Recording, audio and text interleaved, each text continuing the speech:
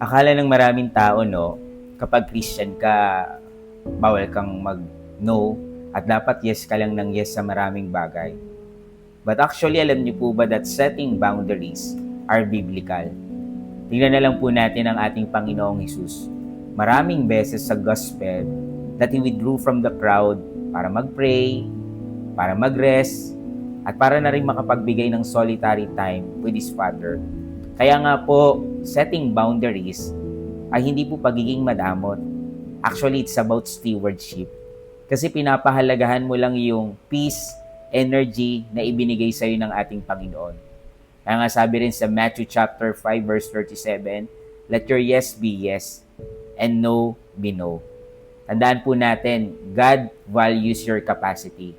Kaya sometimes, okay lang mag-say ng no para makapag-yes ka pa sa mas importanteng bagay. God bless you.